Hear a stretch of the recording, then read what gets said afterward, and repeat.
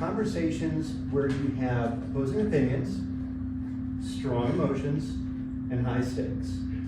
Now, you might want to separate just a little bit because I'm going to make you do that. Strong opposing opinions, strong emotions, high stakes. It's stupid, but you're going to remember it. That's my job, okay? So that is, if you think about it, there's a lot of things that fall into that bucket, right? Depending on whether or not you have teenagers in the house, that could even include things like dinner, right? Because you have opposing opinions, you got strong, you got all the requirements. So that's part of it. The first step, when we start talking about crucial conversations, you actually have to think about this before you dive into the conversation. And one of the first things that we recommend that you do is figure out which conversation do you need to have. And we're going to break this down into 3 parts. CPR, that does not stand for cardiopulmonary resuscitation. We are not going to tell the other person, lay down on the table, I'm going to start thumping you on the chest. It stands for content, pattern, and relationship. Okay. Content is a one-time problem. This happened once, I'd like to make sure it doesn't happen again. We need to have a conversation. Pattern. Thought we had this nailed down when we had the content conversation, but now we've got a pattern. Now we've got a problem. Okay?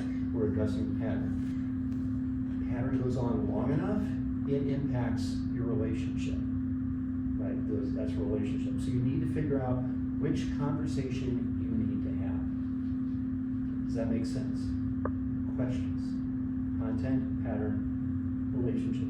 That may sound really simple, but what happens is sometimes we blur those lines on which conversation we have, and we realize that you may have started out with a one-time problem, a one-time conversation, realizing that you just morphed it into a pattern, and the next thing you know, you're talking about your relationships on the rocks, right? So you have to kind of figure out beforehand which conversation it is you're going to have.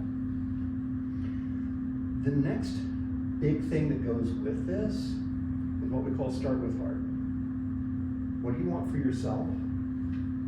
What do you want for the other person? What do you want for your relationship with that other person? Okay. And when you think about that, the challenge is we tend to think about the current situation, the current topic, whatever that might be. What I'm going to suggest that you keep in mind are 2 words: long term. What is it you want for yourself long term? What is it you want for that other person long term? What is it you want for your relationship long term? If it helps, think about it from the perspective of this conversation that we're gearing up and kind of stressing about. Think about that as having happened 6 weeks ago. What do you want the last 6 weeks to be like?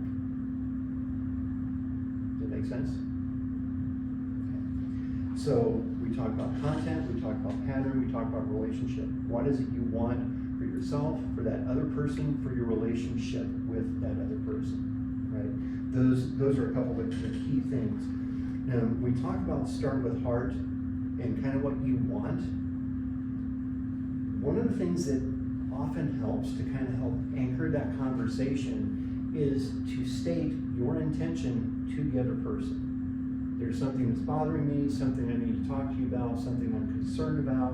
I'm going to talk to you and kind of clarify what I want is I want to have a conversation with you about this, but what I really want is for us to have a relationship where we can talk about these things and nobody gets upset, nobody gets mad, nobody gets their feelings hurt.